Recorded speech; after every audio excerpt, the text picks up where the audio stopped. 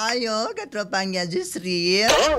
Well, mga maring mainit-init na usab kaayo nga balita karong buntaga ha. Nanguna sa listahan sa nominasyon sa 2026 Grammy Awards ang mga international stars nga sila si Lady Gaga o Kendrick Lamar. Para sa ikaduhang sunod nga tuig, nakadawat si Kendrick Lamar og siyam ka mga nominasyon. Lakip ang prestihiyosong Album of the Year. Samtang si Lady Gaga usab adunay 7 ka mga nominasyon.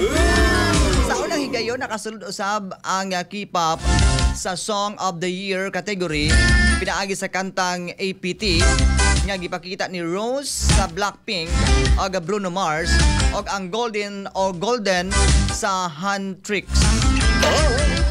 Ang awarding ceremony ipahigayon sa Pebrero 1, 2026 sa Los Angeles, California. Ay nako, walay kupas din si Lady Gaga, paring Jess o si Kendrick sa. Pwede mo nga maring mo tato ang showbiz balita karong adlaw nga Lunes. Ay kamo kumpiyansa diya kadili mo ko mistesa di mo ko gwapa kadi mo ko parehas aning Lady Gaga. Apan ayaw kamo kumpiyansa basin og maapuhon maako na mo. Bye-bye.